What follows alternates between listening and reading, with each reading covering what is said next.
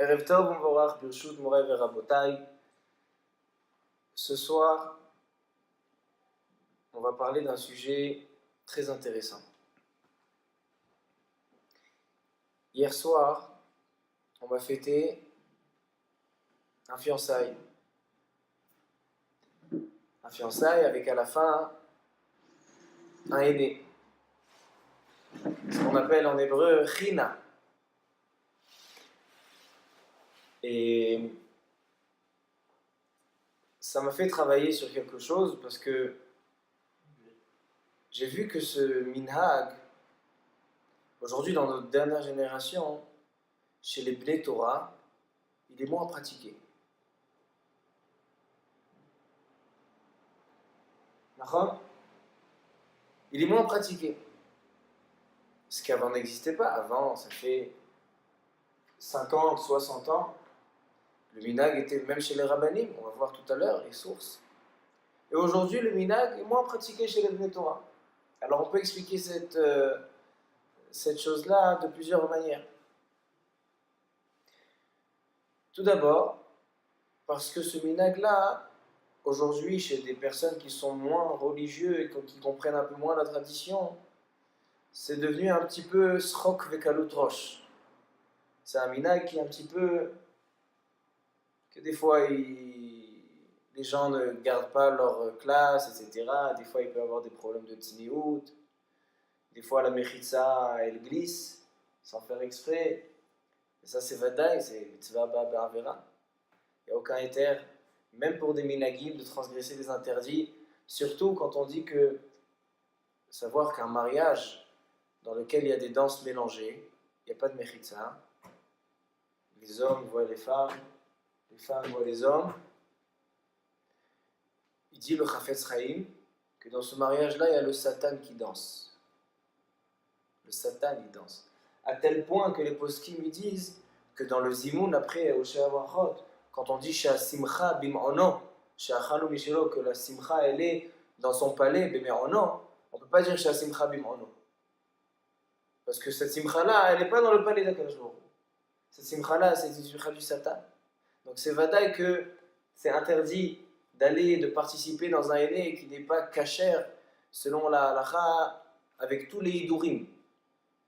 Et puisque il y a certaines personnes qui aujourd'hui ils rabaissent un petit peu ce minhag et ils descendent un petit peu le niveau, peut-être que c'est pour ça que les Bnei Torah s'éloignent un petit peu de ce minhag à tel point que même dans leur smachot personnel, ils vont pas faire. Ça peut être une raison pour laquelle les Bnei Torah ils font moins attention à ce minhag.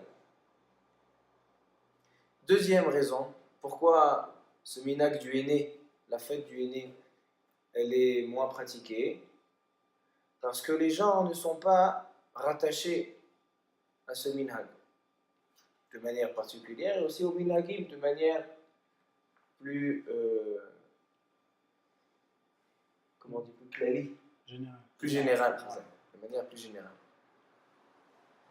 Et donc aujourd'hui, on va essayer de réparer ces deux choses-là.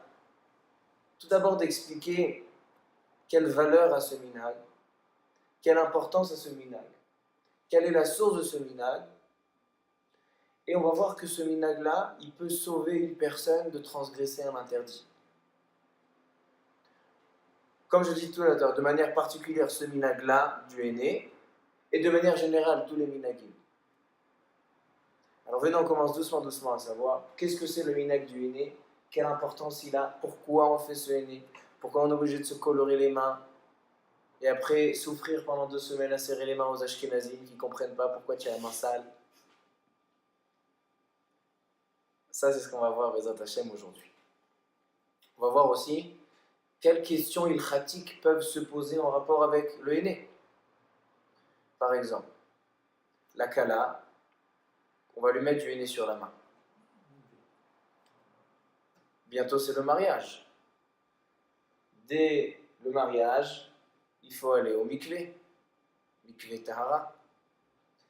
Et une base que tout le monde connaît dans le mikvé tahara, c'est la khatitza. C'est quoi khatitza ? Une interruption entre la peau et l'eau. Est-ce que le henné est considéré comme une khatsitsa? Deuxième question qui peut se poser, pour les hommes comme pour les femmes, on a un interdit dans la Torah de faire des tatouages. Comme il est écrit,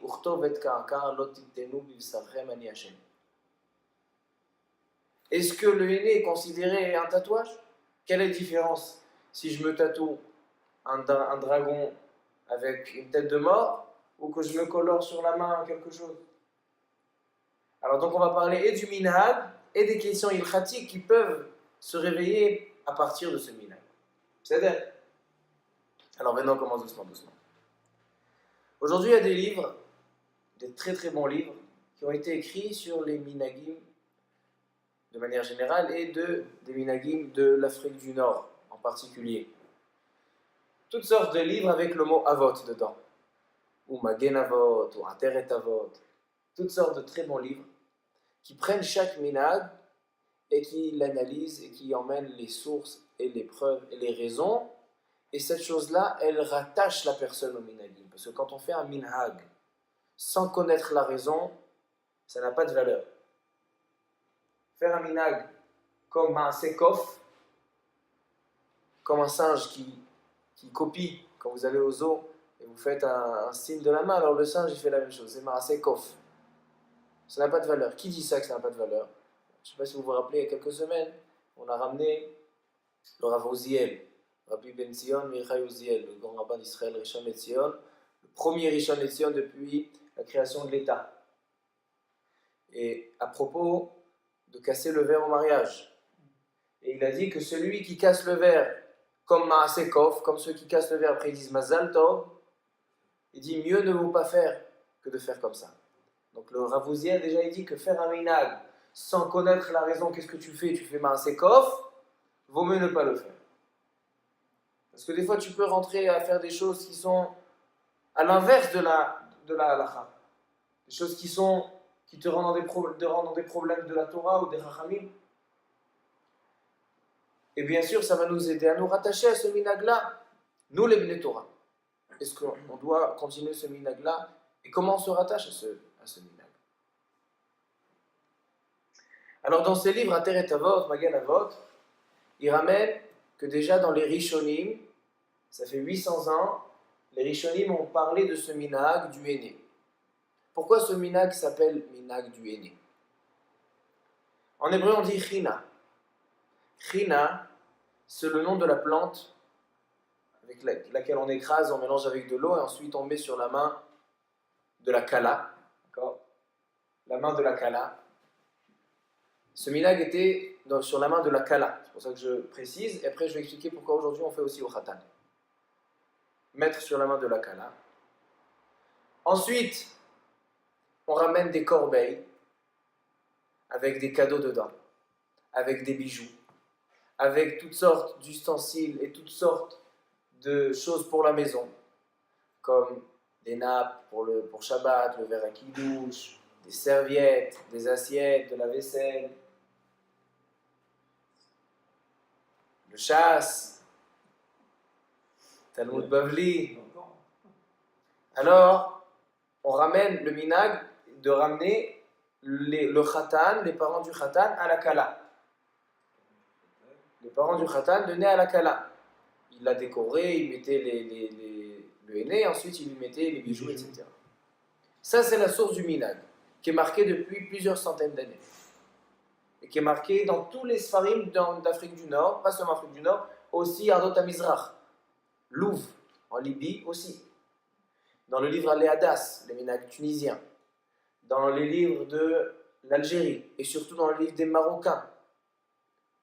De partout, il y avait ce minhag. C'est un minhag qui a été très très accepté, qui est très très populaire, le minhag du henné.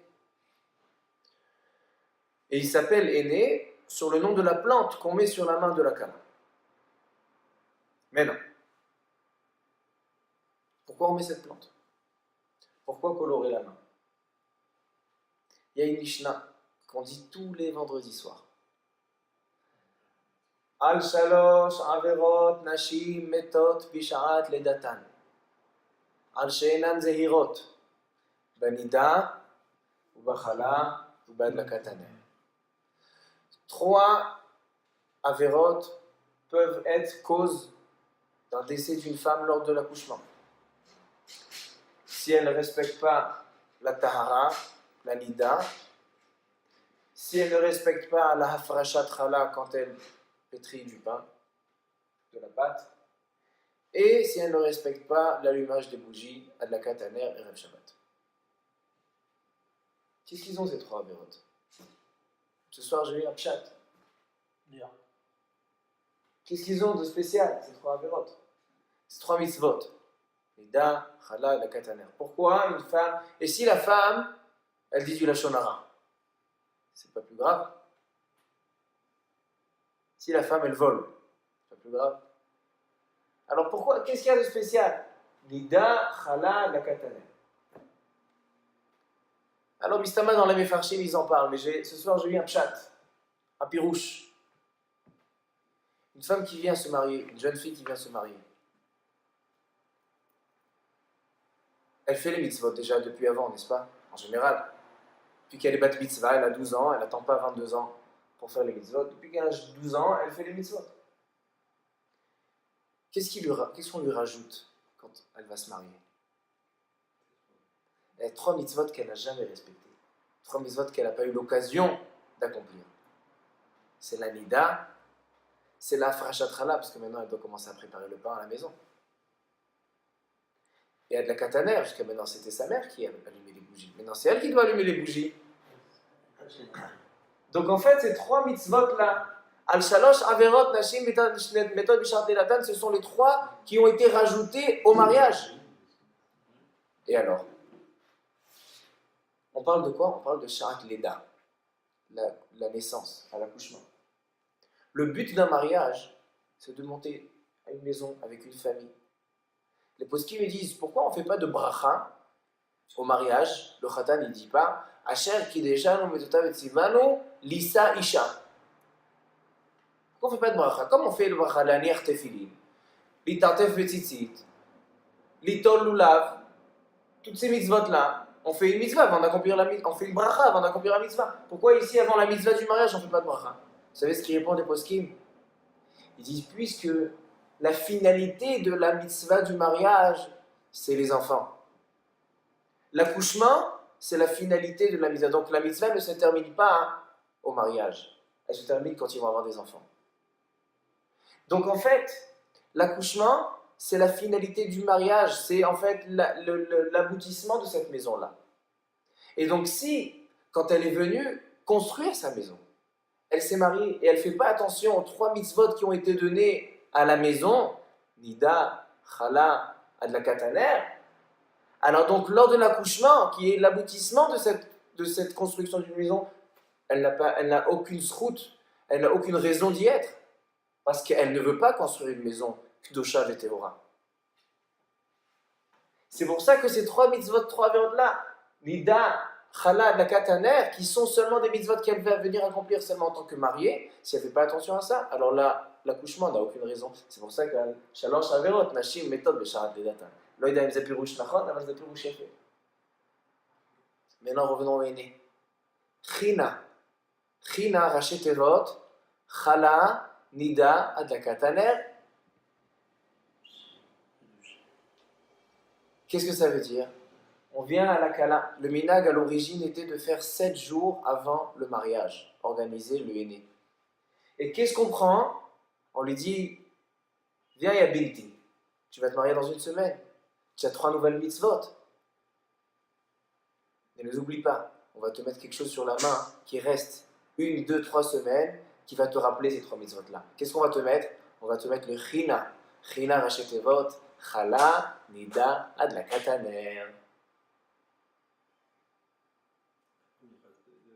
Alors, il est important ce minag ou il n'est pas important ce minag?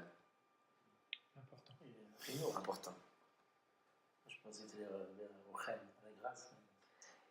Et maintenant, je reviens au mari. À l'époque, le minag était seulement de mettre à la kala. Mais aujourd'hui, le mari aussi doit prendre ses halachot. Le mari aussi, c'est important qu'il connaisse toutes ces choses-là. Chala, nida, la kataner. Alors, à lui aussi, on lui met. Moi, hier, ma mère, elle m'a mis, elle m'a mis beaucoup. J'ai dit qu'elle m'a mis Shior Chazonish. Adraba, il faut se rappeler.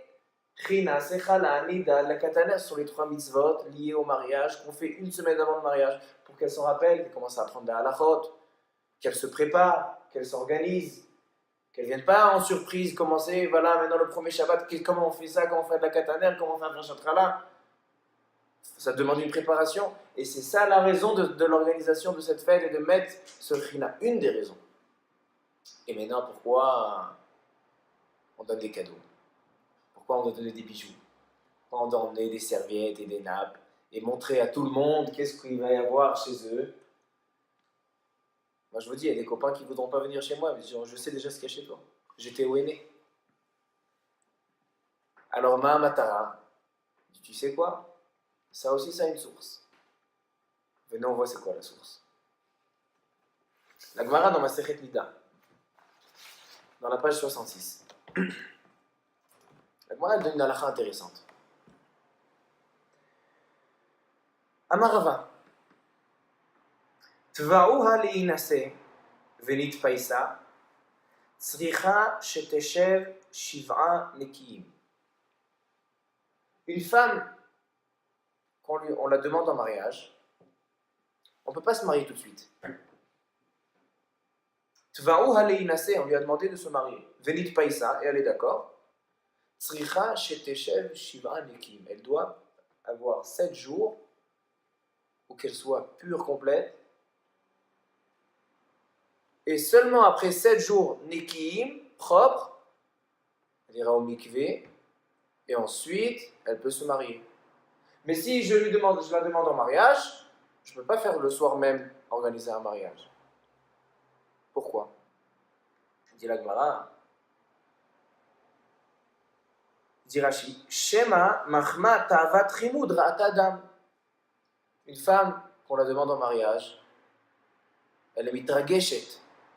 Elle a des émotions. Ces émotions-là peuvent lui donner une impureté. Et donc, si elle est impure, il faut attendre combien de temps? Shiv'a nekim, 7 jours propres. Et ensuite, elle sera témoin. C'est pour ça qu'avant le mariage, il faut attendre 7 jours naki. Et aussi, aujourd'hui, il y a un minhag de ne pas voir la kala au moins une semaine avant le mariage. Ça aussi, c'est en rapport avec cette halakha-là. Le khatan ne va pas voir la kala une semaine avant pour pas lui provoquer des émotions, pour qu'elle soit téhora pour le mariage. Ce minhag-là aussi, la source elle est dans cette Gemara, dans ma Masechet Nida, dans la page 66. Mishum ta'avat dam chimoud. Comme ça dit la Gemara. Et la Gemara raconte une histoire. Ravina, Irasek, l'hébreu, Berav Hanina. Ravina, il marie son fils. Et il a commencé à organiser le mariage. Amarle, Savarle, Marle, Mirtav, Ktuba. L'Arba'a Yom, est-ce que tu veux commencer à écrire la Ktuba? Alors après 4 jours, il a dit, allez, on écrit pour dans 4 jours. Ça veut dire qu'il a attendu combien? 7 jours complets pour pouvoir écrire la Ktuba, pour pouvoir marier son fils. D'accord? Alors là, on a une halakha intéressante qui dit que 7 jours avant le mariage, il faut on lui dit qu'elle va se marier et ensuite on peut commencer à compter 7 jours. Mais si on vient par surprise, viens on se marie ce soir, non, il faut attendre 7 jours. Pourquoi? Parce qu'elle est mitra geshet, elle a des émotions et donc elle peut ne pas être théora. Ensuite, il dit le Rambam, dans Halachot Isurei Bia, dans le Perek Yud Aleph, Halachatet. Kol bat shetva'u aleinase veratzat שוהה 7 ימי נקיים, ואחר כך תהיה מותרת לבעל. שמא מחימודה לאיש רעת אדם, ולא הרגישה בה. D'accord, alors cette halakha a été tranchée dans le Rambam, et aussi dans le Shulchan Aruch, Siman Kuf Tzadik Bet, Tva'u aleinase venitpaisa tzricha leshev 7 nekiyim. Donc il faut 7 jours. Et on a dit que le minhag de ne pas voir la kala, une semaine avant, ça vient aussi de cette halakha. Il vient le Rashba. Rashba dans Torah Tabaït. Il est ramené dans le Maggid Mishneh. Il demande, qu'est-ce que c'est Tva'u haleinase? Comment on définit la demande en mariage? Aujourd'hui, la demande en mariage, elle se fait 6 mois, 3 mois, 1 an avant le mariage. Donc, qu'est-ce que tu vas me dire? Qu'on va selon la demande en mariage de l'année dernière, cette émotion, elle est passée. Donc, il dit le Rajba, c'est quoi Tvarou Aleinase? Depuis qu'on l'a demandé en mariage, il faut attendre 7 jours. Est-ce qu'on compte sur la demande en mariage de l'époque? Il dit le Rajba, tu sais ce que c'est Tvarou Aleinase? Tu sais ce que c'est demander en mariage? Mistabra. Shelo amrou el amishaa shemechinim la tzorke chupa. Dès qu'on commence à organiser les préparatifs du mariage, ça, c'est Tvarou Aleinase. Ou kiota chez amrou mechirame sa'are ba'asimta. Quand il commençait à préparer la bière pour le mariage, il commençait à commander le poulet et la viande. Dekol shemishtadlim la'achin la chupa. Notenet da'ata v'mchamedet. Là, elle a des émotions, les préparatifs du mariage. O mishaa shemodi'in ota shetachin atzma likanes la chupa. Là, c'est ça la demande en mariage. Tvarou aleinase, dit le Rajba, c'est les préparatifs du mariage. Ils viennent les poskim, ils disent, le minag du aîné, 7 jours avant le mariage, c'est justement, qu'est-ce qu'on fait? On lui emmène des serviettes, on lui emmène des nappes pour le fritat de Shabbat, on lui emmène des bougeoirs, on lui emmène toutes sortes de choses. Pourquoi? Ce sont les préparatifs du mariage. Ça veut dire que l'émotion, elle va partir maintenant, elle va sortir maintenant. Et après, en attendant 7 jours, elle sera moutérée. Ça veut dire que dans d'autres termes, le minag du aîné, il vient nous sauver d'interdits. Pourquoi? Parce que si on ne prépare pas, on ne fait pas de préparatifs. Et un jour avant le mariage, je dis, attends, je n'ai pas ramené ce qu'il faut à la maison, la nouvelle maison. Des nappes, des assiettes, etc. Je vais ramener maintenant. Et la fille, la jeune fille qui va se marier, elle le voit un jour avant le mariage. Qu'est-ce qu'elle va voir? Elle va voir les préparatifs. Elle va être mitrageshet. Elle va avoir des émotions. Alors je peux rentrer dans un interdit. Mais en faisant ça 1 semaine avant le mariage, et j'emmène tous les cadeaux et tout ce qui va se passer, tout ce qui va y avoir dans leur maison, alors là, qu'est-ce que c'est? Ça nous sauve dans l'interdit. C'est-à-dire que ce minag-là, non seulement qu'il est très important, et qui vient rappeler le china, chala, nida de la kataner, il vient aussi te sauver dans l'interdit. Alors on voit que c'est très très important, ce minag. D'accord? Ça, on a les sources. Maintenant, on va parler des questions pratiques. L'émotion que de la choupa, elle n'est pas supérieure à l'émotion de la china. Voilà. La choupa aussi, elle peut être midrageshet. Enfin, c'est sûr qu'elle est midrageshet à la choupa. Alors viens, Khazak, que tu m'as posé cette question, tu m'as rappelé que j'ai encore quelque chose à dire sur ça. Il vient le Rav Magid Mishneh, il est ramené dans le Tour Zahav, le Taz. Il dit, j'ai une preuve contre cette halakha. La halakha qui est marquée dans la Gemara Nida, que 7 jours avant le mariage, il faut Shiva'an Lekiyim. J'ai une preuve contre ça. Yehuda, le fils de Yaakov Avinu, il a vu Tamar sur la route. Alors il y en a qui disent qu'il a fait les Kiddushim. Mais comment? Même s'il a fait les Kiddushim, tout de suite ils se sont mariés. Il fallait attendre 7 jours. Alors Yehuda et Tamar, ils n'ont pas attendu 7 jours avant le mariage. Comme ça, ils demandent le Touréza. Tous les poskim parlent de cette question.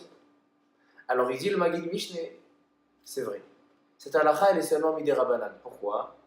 Parce que ce dam chimoud, c'est pas une impureté de Horaïta. L'impureté de Horaïta, il faut qu'il y ait Reya et Argasha. Or là, il n'y a pas Reya et Argasha, donc c'est pas de Horaïta, c'est des Rabbanan. Et donc, c'est une takana des Chachamim qu'ils ont rajouté. Mais le Chavad Da'at, un des grands poskim dans Halachot Nida, il vient, il te donne une autre réponse. Là, le Chavad Da'at à la fin du Shulchan Aruch. Il dit non, c'est d'Horaïta. Ça peut être d'Horaïta. On peut dire qu'il y a Reya et il y a Argasha. Il dit quelle est la différence entre Yehuda et Tamar et un mariage normal? C'est que Yehuda et Tamar, le but de leur mariage, c'était pas pour vivre ensemble. C'était pas les matarat nisu'in, c'était znout be'alma. Donc là, il n'y a pas la hitrakshut. Or, un mariage normal qui a la choupa, et le but c'est de vivre ensemble, etc., dans ce cas-là, il y a une hitrakshut. Mais cette Yitrachshut-là, elle dit la Gemara, elle vient seulement avec Tva'u Alei Naseh. Avec vraiment quand elle sent qu'elle va vivre avec quelqu'un et que maintenant il n'y a pas, la Gemara dit dans Kiddushin, Yoter Mishe Ha'ish Rotze Lisa, puisque le mari veut se marier, Haïsha Rotza Lei Naseh, la femme veut être mariée. Comme a dit la Gemara, Tav lemetav tandu, une personne préfère rester deux, mais les metav armelu, que de rester seul. Même si aujourd'hui il y a une phrase qui dit vaut mieux vivre seul que mal accompagné, la Gemara elle dit l'inverse. La Gemara elle dit Tav lemetav tandu, vaut mieux être deux que seul. Tu partages les soucis en deux. Hein? Tu partages les soucis en deux. Et Choliot. T'as répondu, parce que là, t'as répondu, je sais pas, t'as répondu à ce qu'il a demandé. Alors la réponse elle est qu'il a raison dans sa tarana. Qu'il y a besoin aussi des nisouïs qui sont sous forme de la choupa. Mais la choupa elle-même seule, puisqu'elle vient après des préparatifs pour le mariage. Alors déjà, elle, dans sa tête, déjà c'est seulement ilchatiquement, mais c'est pas la itrakshut. L'émotion, elle vient quand elle va se dire qu'elle sera pas seule. Quand elle va se dire qu'elle va vivre avec quelqu'un. Mais c'est vrai, mais c'est vrai que s'il n'y avait pas ce minag, et il n'y avait pas le Tva'u Alei Naseh, et tout de suite on vient, on fait la choupa elle est meragesh, badal. Donc dans tous les cas, le henné, il nous sauve d'un interdit. Donc ça vient renforcer ce minag-là, tellement il est important. D'accord, alors ça c'est le Touré Zahav et le Chavad Da'at. Maintenant venez, on continue. Il y a des bonnes sources, mais le problème c'est qu'aujourd'hui ça s'est un petit peu dévié. Alors justement, puisque ce minag aujourd'hui, les Blétorah ils ont un peu lâché à cause de ça, justement, notre travail c'est de reprendre ce minag qui est très important et de le renforcer. De le faire kadin vekahalacha, que la mechitza soit complète, que les danses soient michoubad. Au contraire, on est obligé à respecter les minagim de nos anciens. Et la Gemara, elle dit que celui qui ne respecte pas les minagim de ses anciens, il transgresse un interdit de la Torah, de l'otasig gevul rishonim, asher gavelu rishonim. Celui qui pense que c'est honteux ce qu'ils faisaient nos grands-pères, alors en fait, il dit que ses grands-pères, ce sont des gens honteux. Dans le langage des poskim, ça s'appelle motzi la'az à la rishonim. Donc ce minag est très important. Et il faut le faire kadin vekahalacha. Et il rapporte beaucoup de choses, il a beaucoup d'enseignements, comme on dit que le china c'est chana nida de la kataner, et on a dit que les cadeaux, emmener les bijoux, etc., c'est pour que il y a déjà le tva'u alei naseh, la demande en mariage. Et même si aujourd'hui on le fait avant, c'est encore mieux. Plus la itrakshut elle est tôt, mieux c'est. Il faisait pour les voir maison. Ah, zaché là. Même on fait pour parler. Moi aussi, ils m'ont fait à la bar mitzvah, ils m'ont fait le La henné. coupe de cheveux. Ah ouais, c'est ça, la coupe de cheveux. La coupe de cheveux et le henné. Ah, Je m'en rappelle pas. Alors, le henné à la coupe de cheveux, c'est sûr qu'il a une autre raison. Ou peut-être qu'à partir du moment qu'il mettait le henné au mariage, alors du coup, toutes les smachot, ils mettaient le henné. Mais pour l'instant, on a dit China, Chala, Nida de la Katane. Peut-être que le garçon, c'est pour qu'il se prépare. Comme si ça, j'aurais aussi à la bat mitzvah. C'est là. Alors venez, on discute un petit peu des questions ilchatiques qui peuvent se poser, comme est-ce qu'il n'y a pas un problème de tatouage? Pourquoi? C'est ça que je t'a dit, 2-3 semaines avant, on mettait le henné. Non, pas 2-3 semaines, ça dure 2-3 semaines. Ça dure 2-3 semaines. Le henné, le minag à l'origine, il était 7 jours avant. Ça dure plus que 7 jours. D'accord? 2-3 semaines. Alors tu dis que quoi? Qu'il n'y a pas de problème puisqu'elle peut aller au rivet. Alors là, vous parlez de la deuxième question ilchatique. Est-ce que c'est khatitza? Il n'y a pas de ça. Alors vous dites qu'il n'y a pas khatitza. Bon, alors vous me tirez à la deuxième question. Alors maintenant, on parle de la deuxième question. On sait qu'une base, la base des bases, au mikvé, il ne faut pas qu'il y ait khatitza. Quelque chose qui est interruption entre la peau, la chair et l'eau. Est-ce que le henné, est-ce qu'une femme peut se permettre dans chaque henné qu'elle va mettre, elle sait qu'elle a le mikvé, est-ce qu'elle peut mettre le henné? le henné, ça rentre dans Cette question a été demandée à Rabbi Shalom Mashash. Allah Shalom. Rabbi Shalom Mashash, il a posé, non, Rabbi Yosef Mashash, c'est l'Algérie. Maïm Khaïl qui était à Tlemcen et après à Haïfa. Rabbi Shalom Hachash, c'était 100% marocain après Yerushalmi. Alors, Rabbi Shalom Hachash, dans Chelek Gimel, dans son Shoot Shemesh Umagen, Chelek Yoredea, Siman Mchet, on lui a ramené cette question. Est-ce que le henné, c'est une khatitsa ou mikvé? Il dit Rabbi Shalom Hachash, ma pitom. Si le minag était de faire une semaine avant le mariage, mettre le henné, et ce henné il dure 2 ou 3 semaines, ça veut dire qu'au mikvé avant le mariage, elle venait avec le henné. Alors tu crois vraiment que ce minag, tellement ancien, il est contre la halakha? Il dit en plus, le henné, c'est noy, c'est un quichout. Il y en a qui vont dire que c'est pas beau, mais c'est un quichout. C'est une décoration, ça a de la valeur. Donc ça s'appelle noy. Noy, il n'y a pas de khatitsa. Deuxièmement, ça n'a pas de mamachout. C'est une couleur que la peau est imprégnée. Mais il n'y a pas de terre. C'est vrai que s'il reste des morceaux de terre, alors il faut les nettoyer. Mais si c'est seulement de la couleur, alors elle baisait le mamachout. S'il n'y a pas de mamachout, il n'y a pas de problème.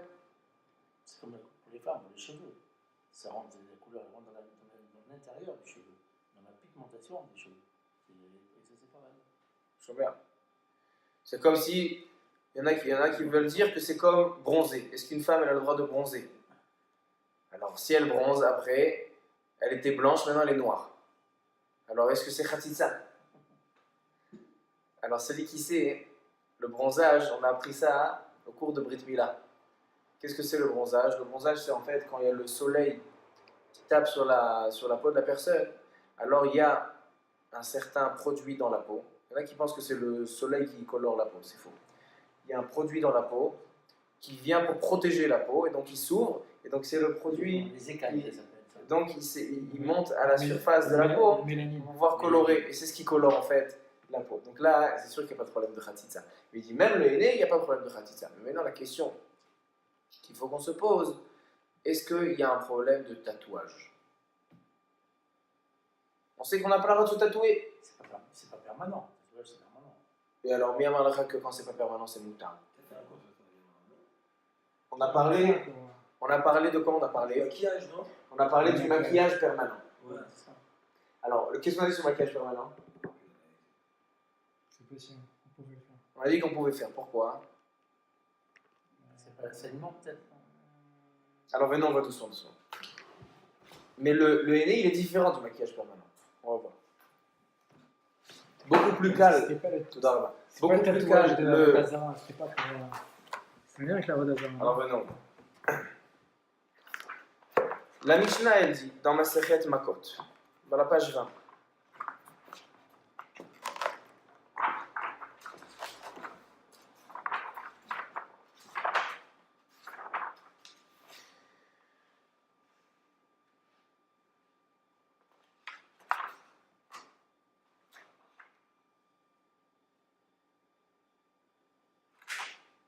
voilà. 21. Akotev Ktovet Ka'aka.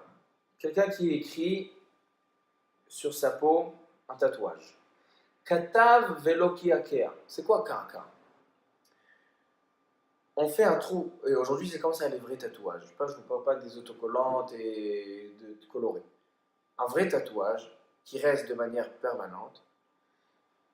On prend une aiguille. Dans l'aiguille, il y a de l'encre. Avec l'aiguille, on perce la peau. Et l'encre s'infiltre à l'intérieur de la peau. C'est pour ça que même si vous prenez un tatouage, vous mettez du savon dessus et vous frottez pendant 3 jours, la couleur restera la même. Pourquoi? Parce que l'encre n'est pas au-dessus de la peau, mais en dessous de la peau. Parce que l'aiguille a percé la peau et donc l'encre s'infiltre à l'intérieur. Ça s'appelle ka'akua. Il y a le ktav et il y a le ka'akua. Le ktav, c'est l'écriture avec l'encre, et le ka'akua, c'est les trous dans la peau. La Mishnah, elle dit, quelqu'un qui écrit sur sa peau sans faire le ka'akua, sans percer, ou quelqu'un qui perce sans mettre de l'encre, katav velo ki'akea, ki'akea velo katav, eno chayav ad sheichtov veye ka'akea. Il n'est pas chayav de la Torah jusqu'à qu'il fasse les deux choses, qui écrit et qui est meka'akea. Il n'y a pas marqué, est-ce qu'il a le droit les khatri là? Peut-être des rabbanan là. Il y a marqué qu'il n'est pas chayav. Peut-être que des Rabbanan, il y a un problème. Alors venons. Déjà, pourquoi on n'a pas le droit de faire des tatouages? Il dit le Sefer HaChinuch dans la mitzvah Resh Nun Gimel. שלא נכתוב בבשרנו כתובת קעקע, שנאמר, וכתובת קעקע לא תיתנו בבשרכם. והעניין, c'est quoi le עניין de cette mitzvah, de cet interdit? כמו שעושים היום הישמעאלים, שכותבים בבשרם כתב מחוקה ותקוע שאינו נמחק לעולם. Il dit les Ishmaélim, comme ça c'est leur minhag, qui marquaient dans leur peau toutes sortes de choses. Par exemple, quelqu'un il y avait un proche qui décédait, donc il écrivait son nom pour toute la vie. Comme ça, je ne l'oublie pas. ואין החיוב אלא בכתב חקוק ורשום בדיו, או בכחול, או בשאר צבעונים הרושמים. וכן אמרו במכות, כי העקע ולא כתב, אינו חייב עד שיכתוב ויקעקע. Et c'est quoi la raison? Pourquoi on n'a pas le droit de faire comme les Ishmaélim, changer la mitzvah, שכתבנו בהקפת הראש, להרחקת כל ענייני עבודה זרה מגופנו ומבין עינינו. Des coutumes qui avaient les Avodah Zara et les Goïm, nous on doit s'éloigner de ces coutumes. Comme quelqu'un qui veut se raser ici, il veut se raser la tête, il n'a pas le droit. Pourquoi? Parce que c'est le Derech HaKomarim. C'est comme ça que les prêtres ils faisaient. Ils se rasaient la tête, ils se faisaient la blorite, etc. Et toutes ces choses-là, Akafat Harosh et le Kankoua, c'est Derech HaIshmaélim, et la Torah veut nous aider de ne pas tomber dans l'Avodah Zara, comme on a dit que quand Am Israël ils sont tombés dans le Hegel, Kadosh Baruch Hu, non seulement qu'il leur a laissé une chance, il les a pardonnés, mais aussi il les a aidés à ne pas retomber. Qu'est-ce qu'il a fait? Ils ont sonné le shofar. La troisième fois que Moshe Rabbeinu est monté pour les aider, qu'ils ne tombent pas, encore une fois, qu'ils ne se trompent pas dans le calcul des 40 jours. C'est que Kadosh Baruch Hu, non seulement qu'il nous interdit d'aller dans l'Avodah Zara, mais aussi il nous donne des mitzvot pour nous aider. Et ça, c'est une des mitzvot qui sont là pour nous aider. On n'a pas le droit de faire des tatouages, de peur qu'on vienne leur ressembler et faire comme eux. Donc c'est un interdit c'est comme l'hôtel chou bechupotagoy. Et donc ça c'est la raison pour laquelle on n'a pas le droit de faire le tatouage. Maintenant la question qui se pose, est-ce que tatouer, écrire sans tatouer, il n'est pas chayav midé oraita, mais est-ce que midé rabbanan il y a un interdit? Il vient le minchat chinuch, il pose cette question. Chadaminayu, un des deux. Est-ce que c'est permis? Haïm yesh beze isur de rabbanan. Alors il dit que le Kesef Mishneh, c'est qui le Kesef Mishneh? Sur le Rambam, mais c'est qui a écrit? Rabbi Yosef Karo, le Bet Yosef, Razak. Il a écrit le Kesef Mishneh et il dit là-bas Mutar lecha techila. On a le droit d'écrire sur ça. Pour quelqu'un qui veut écrire un numéro de téléphone, sur sa main. Mutar lecha techila, il dit le Kesef Mishneh. Même s'il y a des postimes qui disent que Tosfot Begitin Katvu Sheesh Beze Isur de Rabbanan, donc ça serait mieux, et le Bet Shmuel dans Even Haezer, il y en a qui disent que c'est mieux de ne pas écrire le numéro, donc c'est mieux de s'abstenir que d'écrire le numéro sur sa main. Aval, Behemet, tout le Isur de Rabbanan, c'est seulement un stylo qui tient longtemps, un stylo qui est de manière fixe, mais quand tu écris avec un stylo qui n'est pas de manière fixe, qui est provisoire, alors les Koulé Alma, même selon Tosfot Begitin, même selon le Bet Shmuel, il dit le Minchat Chinuch, Mutar lechatrila. Donc, le henné, c'est quoi? Il n'y a pas de karakou. On ne trouve pas la peau et on rentre le henné à l'intérieur. Alors, qu'est-ce qu'on fait? C'est kata velokiakea. Kata velokiakea, c'est des rabbanan. Est-ce qu'il y a un interdit des rabbanan dans ce cas-là? Selon le Kesef Mishneh, jamais il y a. Même si c'est un henné qui met 3 ans à partir, il n'y a pas de problème. Selon le Bet Shmuel, il y a un problème. Mais le henné d'aujourd'hui, qui dure 1 semaine, 2 semaines, jusqu'à 3 semaines, les coups, les alma, il n'y a aucun rachage, c'est moutar. Donc ce minhag-là, il a sur quoi se reposer, il a des bases qui sont très très fortes, comme on a dit, china, chala, nida, la kataner, on lui donne les kelim à la kala pour qu'elle puisse se préparer pour construire cette maison de Kedusha et Tahara, pour se sauver de la Mishnah qui dit que al-shalosh averot nashim méthode beshat lidatan al-shenan zeirot, dans ces 3 choses-là, nida, chala, la kataner, et donc on l'aide pour la sauver, construire une maison Kedusha et Tehora, et aussi on lui donne des cadeaux, comme ça elle a la itrakshut. L'émotion, elle part 1 semaine avant, comme ça, tout est kadosh, tout est tahor, kol kadin veka halacha, ils peuvent monter une maison, besimcha ou betuv levav. Maintenant, juste on termine avec un... Il y avait la première question. C'est quoi la première question? Il y avait deux questions, il y avait le tatouage et la. Tatouage de la Khatitsa. Ah, vas-y. On dit que la Khatitsa, il n'y a aucun problème. Rabbi Shalom Machash. Oui. Les carquois là, au aîné. C'est de longtemps ça. 2-3 semaines, c'est provisoire. Plus que ça, c'est problématique, ça arrive dans Si c'est quelque chose qu'avoue à une période, 6 mois, 1 an, les tatouages au aîné. alors maintenant, les maquillages permanents, Les tatouages il y a des maquillages permanents qui mettent que ça aussi, c'est kavua. Alors, ça dépend. Si c'est dans la peau, alors c'est un kavua mamash, a priori. Mais si c'est à l'extérieur, selon le Bet Yosef, c'est moutar de khatrila. Selon le Bet Shmuel, c'est mieux de s'abstenir. Mais selon les Sfaradim, selon ça, il n'y a pas de problème. Comme là, ils font là, je sais pas, mais ça, ils font là par exemple. Là, Nagid, elle a fait Kavua là. Rabbi Obed Yosef, il dit que pour kavua, le maquillage permanent, il est moutar. Khatrila. Moi j'ai demandé non, là, je crois que tout le monde c'était ça m'a pas mal. Ça, c'est les filles pisquères, on va dire. Parce que c'est un Béora, parce que ça ressemble pas à un tatouage. Même si ça ne ressemble pas. Il y a une question à la poskim, est-ce qu'il faut écrire des lettres ou même des dessins? Il y en a qui disent même des dessins. Marloquet, il y en a qui disent même des dessins. Un tatouage, c'est juste le fait d'introduire d'introduire de l'encre sous C'est la match peau. à faire, là, Ça c'est peut une être tarchiki. n'importe C'est une requête. C'est la question. Alors les femmes qui font comme elles font ça. Alors venez, on parle un petit peu de la paracha. Parachat de la semaine, parachat de Kitavo. Cette paracha, au début de la paracha, on parle des bikurim. Les bikurim, ils ont une puissance extraordinaire. Il dit le Midrash Tanchuma. Puisque Moshe Rabbeinu a vu que le Beth Amikdash allait être détruit, et on ne pourra plus emmener de bikurim, il a instauré la tfila. La tfila a été instaurée parce que quand le Beth Amikdash va être détruit, on ne pourra pas emmener les. C'est-à-dire qu'à l'époque, les bikurim, c'était la tfila. Les bikurim avaient une puissance, on va voir tout à l'heure. L'ifne Hashem, c'est non seulement une tfila, c'est un korban. C'est pas un kohen qui fait, c'est celui qui emmène les bikurim, il vient et il fait un sacrifice. Il fait un korban l'ifne Hashem. Après, il y a marqué dans les Maasrot. Aujourd'hui, cette année-là, on est la 3e année de la Shemitah. 3e année de la Shemitah, quand on fait les Trumot ou Maasrot, on fait Trouma Gdola, Kohen, Maaser Rishon, Olevi, et on ne fait pas Maaser Sheni, qui se mange à Yerushalayim, on fait Maaser Ani. Elle dit la Torah, à la fin de la 3e année, Ki techale la'aser et kol ma'asar tevuatecha bashana shelishit shenat ha'ma'aser, ונתתה ללוי, ללוי tu donnes מעשר ראשון, לגר ליתום ואלמנה tu donnes מעשר עני, ואכלו בשעריך ושבעו. Tu leur donnes le מעשר עני, tu leur fais de la tzedaka. Et après, qu'est-ce que tu dis? ואמרת לפני השם, et tu dis devant Hachem, ביערתי הקודש מן הבית, j'ai donné le מעשר עני. Tu dis cette phrase-là. Et après, qu'est-ce que tu dis?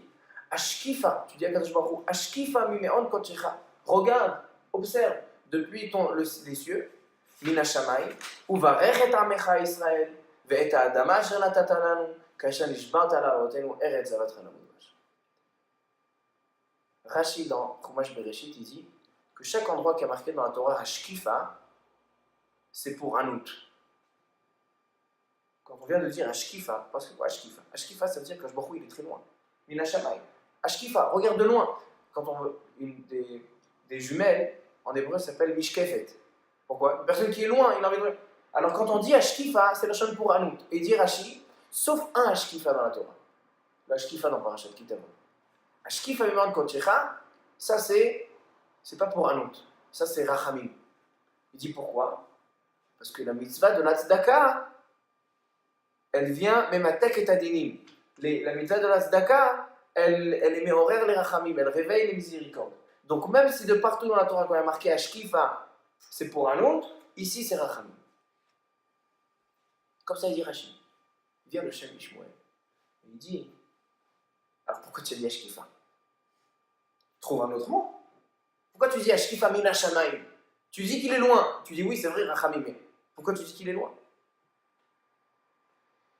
Vient le Shem Ishmuel et il dit, justement, par le mot Ashkifa, c'est ce qui va révéler le Rachamim. Qu'est-ce que c'est? Qu'est-ce que ça veut dire? Akadosh Baruch Hu, il a fait des xérot sur chacun. Chacun, il a été gozer à l'arbre, combien de parnassa il a, combien de tsarot il a, combien de maladies il a. Et il a décrété que cette personne-là, il va être pauvre. Il va être guerre, yatom, almana. Maintenant, quand je viens lui donner de la tzedaka, je suis mis horaire les rachamim par cette pour anout-là, par ce décret de pauvreté, par ce moyen-là, par cet intermédiaire, je viens me rapprocher de Akadosh Baruch Hu. S'il n'y avait pas de pauvres, j'aurais pas pu me rapprocher d'Akadosh Baruch Hu avec la tzedaka, parce qu'il n'y a pas de pauvres. Donc, puisqu'il y a une pour anout, que Akadosh Baruch Hu a décrété que cette personne-là il va être pauvre, alors par cette pour anout-là, c'est la raison que je me rapproche d'Akadosh Baruch Hu. C'est pour ça qu'on prend le mot Ashkifa, que le mot Ashkifa veut dire être éloigné, et justement par cette distance qu'il y a par la pauvreté, cette xéra de pauvreté, c'est la chose qui va te rapprocher d'Akadosh Baruch Hu. Et ça a un rapport direct avec la période de Elul et de la Tchouva. On dit que Bemakom, chez Baalei Tchouva, on dit Tzadikim Gmurim Enam Omdim. Quelqu'un qui est Baal Tchouva, il est plus haut que le tzaddik qui était toute sa vie, qui n'a jamais fauté. Celui qui a fauté, qui a fait tchouva, il est plus haut que celui qui n'a jamais fauté. Pourquoi? L'autre, il était toute sa vie dans les yachts, avec la nourriture pas cachère, le Shabbat, le Kippour, le Rosh Chodesh, rien du tout. À la fin de sa vie, il fait tchouva. Il est plus important que celui qui est né à Bnei Brak depuis sa naissance, il n'est jamais sorti de Bnei Brak, il n'a jamais sorti sa tête de la Gemara, plus important que lui. Il dit non, tu sais, celui de Bnei Brak, il n'a pas eu la distance qui lui sert à se rapprocher d'Akadosh Baruch Hu par cette distance. Parce que quand il a vu, ouais, qu'est-ce que j'ai fait? J'ai fauté toute ma vie, j'ai fauté, etc. Il est mitztaher. Et ce tsar-là, c'est ce qui va le rapprocher, c'est ce qui le rattache à Akadosh Baruch Hu. Alors il dit c'est ça la shkifa. Il dit c'est ça la tchouva. La tchouva justement ne pense pas puisque tu as fauté, alors tiens un désavantage. Au contraire, c'est un avantage. Parce que tu as fauté, tu vas regretter ta faute, tu vas faire kharata, tu vas te rapprocher plus d'Akadosh Baruch Hu. Donc on a un enseignement direct sur la tchouva par rapport à chaque chose. Baruch Adonai Leolam, Amen, Amen. Amen.